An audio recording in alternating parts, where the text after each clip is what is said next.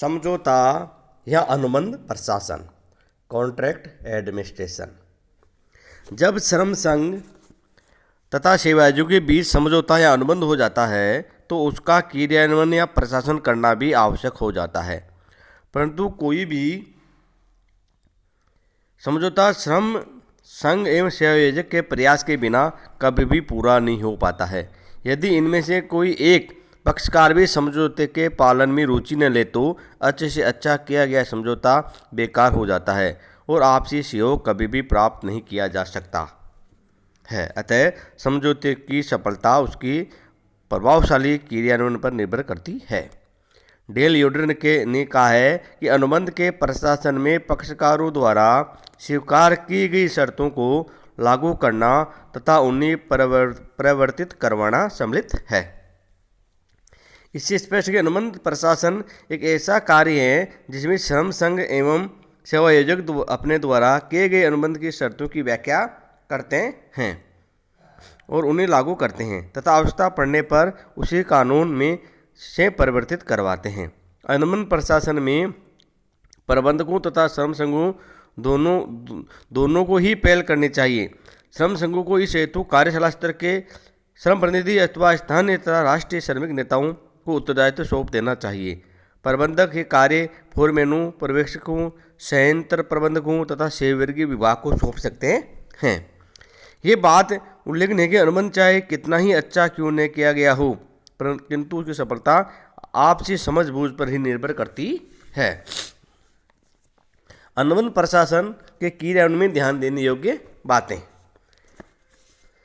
अनुबंध कितना ही अच्छा क्यों न किया जाए तो उसकी सफलता उसके क्रियान्वयन या प्रशासन में ही है। अतः उसके सफल प्रशासन के लिए निम्न बातें ध्यान में रखनी चाहिए। संदेशवान कम्युनिकेशन, संप्रेषण।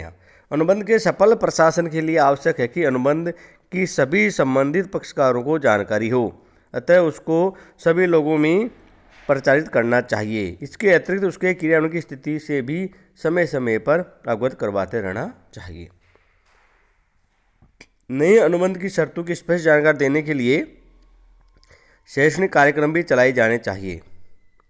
ऐसे कार्यक्रमों के माध्यम से नए अनुबंध में जोड़ी गई शर्तों की स्पष्ट जानकारी कर्मचारियों को उपलब्ध की जानी चाहिए।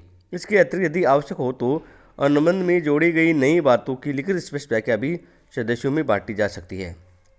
स्पष्ट व्याख्या, क्लियर इंटरप्रिटेशन। अनुबंध प्रशासन की सफलता के लिए दूसरी ध्यान देने की बात यह है कि अनुबंध इतना स्पष्ट हो कि उसकी व्याख्या करने में कोई कठिनाई उत्पन्न न हो।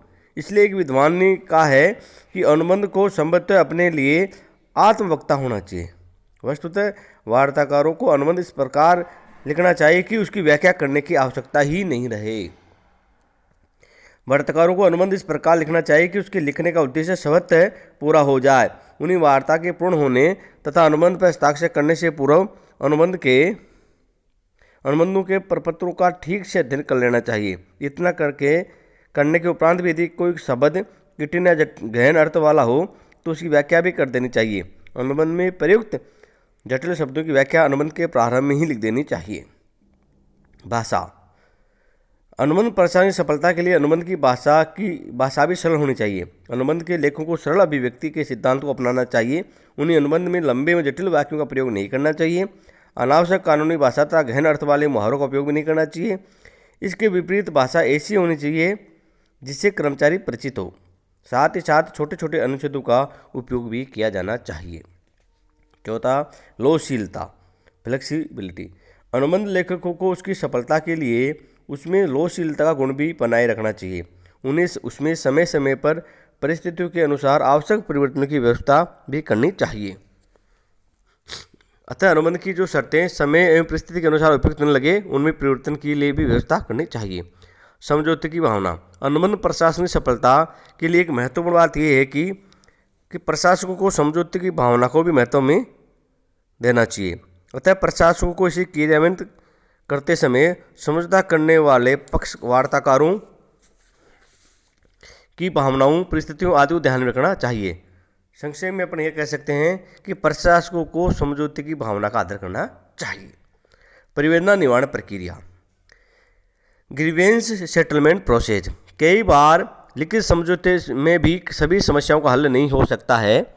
दिन प्रतिदिन की अनेक समस्याएं, विवाद, शिकायत आदि उत्पन्न होती ही रहती है। उन सभी के संबंध में पहले से ही समझौता या अनुबंध नहीं किया जा सकता। अतः ऐसे दिन प्रतिदिन की समस्याओं, शिकायतों आदि के निर्माण के लिए अनुबंध के परिवेदना निर्माण प्रक्रिया का उल्लेख किया जा सकता है। इसमें नई उत्पन्न होने वाली शिकायतों, समस्याओं आदि का तत्काल हल निकालना संभव हो सकेगा। इतना ही नहीं, परिवेदना निर्माण प्रक्रिया के अंतर्गत लिखित अनुबंध की व्याख्या करने संबंधी समस्याओं को भी दूर करने में आसानी होगी। आपसी सहयोग, म्यूचुअल कोऑपरेशन। समझौता या अनुबंध का सफल प्रशासन तभी संभव होगा जबकि दोनों पक्षकारों में आपसी सहयोग होगा। अतः दोनों पक्षकारों को दिल खोलकर आपसी सहयोग देना चाहिए। पक्षपात रहित, अनबाइज्ड। अनुबंध का क्रियान्वयन या प्रशासन करते समय किसी भी व्यक्ति या अधिकारी विशेष के प्रति पक्षपात नहीं करना चाहिए। इसका क्रियान्वयन पक्षपात रहित भावना से करना चाहिए। निर्धारित अवधि, फिक्स्ड पीरियड। अनुबंध का प्रशासन एक निश्चित अवधि के अंतर्गत ही किया जाना चाहिए। उस अवधि की समाप्ति से पूर्व की नया अनुबंध करने की पहल की जानी चाहिए। जब तक नया अनुबंध नहीं किया जाता तब तक पुराने अनुबंध की अवधि को ही बढ़ाकर लागू करना चाहिए। पुनरीक्षण एवं संशोधन, रिवीजन एंड अमेंडमेंट। अनुबंध के प्रभावशाली प्रशासन की दृष्टि से उसका निरंतर पुनरीक्षण करते रहना चाहिए। दूसरे शब्दों में इसमें रही कमियों को ज्ञात करते रहना चाहिए। जहाँ कमियाँ हो वहाँ दोनों ही पक्षकारों को इसमें तत्काल संशोधन भी करना चाहिए। पुनरीक्षण में संशोधन की प्रक्रिया निरंतर रूप से चलती रहनी चाहिए। उदाहरण के लिए, महंगाई में वृद्धि से वेतन मजदूर के सूत्र में परिवर्तन की आवश्यकता पड़ सकती है, जबकि श्रम समय में परिवर्तन के कारण कार्य घंटों या कार्य वातावरण में परिवर्तन हो सकता है। फलतः समझौता अनुबंध के प्रावधानों में भी परिवर्तन करना आवश्यक हो जाता है, तभी अनुबंध का प्रशासन करना संभव होता है, अन्यथा नहीं। भारत में सामूहिक सौदेबाजी, collective bargaining in India. Bharat में सामूहिक सौदेबाजी किसी न किसी रूप में 19वीं शताब्दी के अंत से होती रही है, किंतु इसका मौलिक रूप 20वीं शताब्दी के 5वें दशक के आरंभ से ही देखने को मिलता है। सन 1952 में अहमदाबाद मिल मालिक संघ तथा टेक्सटाइल लेबर एसोसिएशन के बीच एक सामूहिक अनुबंध हुआ, जिसके द्वारा ये तय किया गया कि अगले 3 वर्षों तक अपने आपसी सभी झगड़े ऐच्छिक पंजीकरण से ही निपटाएंगे। सन 1955 में इस अनुबंध का नवीनीकरण किया गया। सन 1955 में ही दूसरा सामूहिक अनुबंध बाटा शू कंपनी में किया गया। इस अनुबंध में हड़ताल, तालाबंदी, बोनस व सेवा की अन्य शर्तों आदि को सम्मिलित किया गया। सन 1956 में बम्बई मिल मालिक संघ तथा राष्ट्रीय मिल मजदूर संघ के बीच भी एक सामूहिक अनुबंध हुआ, जिसमें बोनस भुगतान शर्तें निश्चित की गई। सन 1956 में ही Tata iron and steel company एवं इसी कर्मचारी संघ के बीच नए मोदी स्पिनिंग एवं weaving mills company limited Modinagar एवं मिल कर्मचारी यूनियन मोदीनगर के बीच national newsprint and paper mills limited Nepanagar एवं इसके कर्मचारियों के बीच, इंडियन एल्यूमिनियम कंपनी लिमिटेड एवं इसके कर्मचारी संघ के बीच इत्यादि कई अनुबंध हुए। इन सभी सामूहिक अनुबंधों में मूलतः मजदूरी, सेवा शर्तों, कार्यदशाओं, सीमांत या अनुषंगी लाभों, परिवेदना पद्धति आदि को सम्मिलित किया गया। भारत में सामूहिक सौदेबाजी की निम्नलिखित 4 विधियाँ प्रचलित हैं। पहली, पूर्णतः स्वैच्छिक सौदेबाजी, प्योरली वॉलेंटरी बार्गेनिंग। ये पक्षकारों द्वारा अपनी स्वेच्छा से प्रत्यक्ष वार्तालाप एवं विचार विमर्श द्वारा ही की जाती है। इसका क्रियान्वयन पक्षकार बिना किसी कानूनी दबाव या नियंत्रण के करते हैं। समझौता अधिकारी की मध्यस्थता से सौदेबाजी, bargaining with meditation of consultation officer. इसमें समझौता अधिकारी पक्षकारों को समझौता करने के लिए प्रेरित करता है तथा आवश्यकता पड़ने पर मध्यस्थता करता है। ऐसा समझौता हो जाने पर समझौते का विवाद उपयुक्त सरकार के पास भेजना पड़ता है। समझौता बोर्ड के सहयोग से सौदेबाजी, bargaining with the assistance of consultation board. इसमें समझौता बोर्ड पक्षकारों को विवाद का समझौता करने के लिए प्रेरित करना पड़ता है। जब पक्षकार समझौता कर लेते हैं तो बोर्ड समझौते की प्रतिलिपि तथा समझौते का विवरण तैयार करता है तथा उसी समझौते सरकार के पास भेज देता है। इस पर दोनों पक्षकारों के हस्ताक्षर भी होते हैं। ऐसे समझौते को समझौते सरकार द्वारा प्रकाशित भी करवाया जाता है।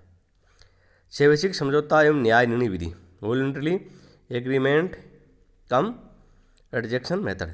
इसमें पक्षकार किसी न्यायिक प्रक्रिया में चल रहे विवाद पर स्वैच्छिक रूप से समझौता कर लेते हैं तथा उस समझौते को संबंधित न्यायिक अधिकारी, श्रम न्यायालय, औद्योगिक अधिकरण, राष्ट्रीय अधिकरण को सौंप देते हैं और न्यायिक प्राधिकरण अपने अधिनिर्णय में पक्षकारों के समझौते को भी जोड़ देते हैं तथा उसे अधिनिर्णय का अंग बना देते हैं। इसी ही सहमति अधिनिर्णय भी कहते हैं, कंसेंट अवार्ड के नाम से भी जाना जाता है। ये उल्लेखनीय है कि सामूहिक समझौते की अंतिम 3 विधियां उद्योग विवाद अधिनियम 47 के प्रावधानों के अनुरूप है। वास्तव में प्रथम विधि ही सही अर्थों में सामूहिक सौदेबाजी मानी जा सकती है। भारत में सामूहिक सौदेबाजी संयंत्र तथा उद्योग दोनों ही स्तरों पर होती है। 1966 में एम्प्लॉयर फेडरेशन ऑफ इंडिया के शोध से ज्ञात हुआ कि संयंत्र स्तर पर सौदेबाजी निर्माणी तथा वाणिज्य उपकरणों में अधिक पाई जाती है, जबकि उद्योग स्तर पर सौदेबाजी सूती वस्त्र एवं वाहन उद्योगों में अधिक पाई जाती है। वर्तमान समय में भारत में सामूहिक सौदेबाजी की प्रवृत्ति निम्नलिखित तथ्यों से स्पष्ट हो जाती है। पहला, अधिकांश सामूहिक समझौते एकाकी सेवा आयोजक या संयंत्र स्तर पर होते हैं और उद्योग स्तर पर सौदेबाजी राष्ट्रीय स्तर के उद्योगों में अधिक देखी जाती है। उदाहरण सूती वस्त्र, बागान, रसायन, तेल शोधन, विद्युत उत्पादन एवं वितरण, बैंक, बीमा, परिवहन, संचार आदि में राष्ट्रीय स्तर पर सौदेबाजी अधिक दिखाई देती है। सामूहिक सौदेबाजी के विकास के कारण, कोजेज फॉर डेवलपमेंट। भारत में सामूहिक सौदेबाजी का जो कुछ समय से विकास हुआ है उसके प्रमुख कारण निम्नानुसार है। वैधानिक व्यवस्थाएं, स्टैट्यूटरी प्रोविजंस। भारत में सामूहिक सौदेबाजी के विकास का श्रेय वैधानिक व्यवस्थाओं को स्वाभाविक रूप से दिया जा सकता है। भारत में ऐसी व्यवस्थाएं जैसे औद्योगिक विवाद नियम में कार्य समितियां, समझौता अधिकारिता बोर्ड की व्यवस्थाएं जिनमें विचारों के विनिमय की सुविधा है, समझौते की निश्चित प्रणाली है तथा जो विवाद के पक्षकारों के प्रतिनिधि के निर्धारण का स्पष्ट आधार प्रस्तुत करती है। ऐच्छिक प्रयास, वॉलंटरी एफर्ट्स। भारत में कई ऐच्छिक प्रयास जैसे त्रिपक्षीय सम्मेलनों का आयोजन, सामूहिक विचार विमर्श, श्रमिकों का प्रबंधन भाग आदि आदि किए गए हैं। इनके परिणाम स्वरूप सामूहिक सौदेबाजी को प्रोत्साहन मिला है।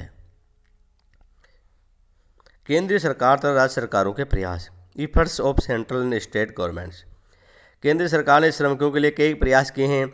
श्रमिक शिक्षा योजनाएं, अंतर संगठन शांति संहिता, कार्य क्षमता कल्याण संहिता, परिवार निर्माण योजना, विशेष त्रिपक्षीय समितियां, त्रिपक्षीय औद्योगिक समितियां आदि का निर्माण और गठन कर श्रमिकों में सामूहिक सौदेबाजी के प्रति रुचि उत्पन्न की है। उद्योग में कार्य समितियां, संयुक्त प्रबंध परिषदों आदि की स्थापना ने भी इस दिशा में महत्वपूर्ण योगदान दिया है। राज्य सरकारों ने विभिन्न संहिताओं को लागू करके सौदेबाजी को प्रोत्साहन किया है। औद्योगिक शांति प्रस्ताव, इंडस्ट्रियल ट्रूस रिजोल्यूशन। भारत में अब तक इंडस्ट्रियल ट्रूस रिजोल्यूशंस, भारत में अब तक औद्योगिक शांति प्रस्ताव लागू किए जा चुके हैं। 2 औद्योगिक प्रस्ताव लागू किए हो चुके हैं, जिन्हें क्रमशः औद्योगिक शांति प्रस्ताव 1947 तथा औद्योगिक शांति प्रस्ताव 1965 के नाम से जाना जाता है। इन शांति प्रस्तावों में ने भारत में सामूहिक सौदेबाजी के विकास को महत्वपूर्ण योगदान दिया है। नए साहसी वर्ग का उदय, emergence of new generation of entrepreneurs. अब साहसियों के एक ऐसे नए वर्ग का जन्म हो गया है जो श्रमिकों को उद्योग में बराबर का भागीदार समझता है। उनका ये विचार सामूहिक सौदेबाजी की सफलता में कारगर सिद्ध हो रहा है। पेशेवर प्रबंधकों का विकास, ग्रोथ ऑफ प्रोफेशनल मैनेजर्स। अब उद्योगों का प्रबंध पेशेवर प्रबंधकों के हाथों में आने लगा है। आज सभी बड़े घरानों में पेशेवर व्यक्ति जैसे सीएज है, चार्टर्ड अकाउंटेंट है, एमबीए वाले हैं लोग हैं, master in business administration, CS है, कंपनी सेक्रेटरीज, ICWA एट्सेट्रा नियुक्त किए जाने लगे हैं। सर्वप्रथम मानव संसाधन विकास कार्यों के माध्यम से श्रम शक्ति से प्रत्यक्ष संपर्क बनाए रखते हैं और प्रत्यक्ष संपर्क के कारण उनकी समस्याओं को आपसी समझौते से ही निपटाने में अधिक सक्षम होते हैं। इस प्रकार भारत में सामूहिक सौदेबाजी विकास के कारण हैं जिनके आधार पर सामूहिक सौदेबाजी का विकास हुआ है। धन्यवाद।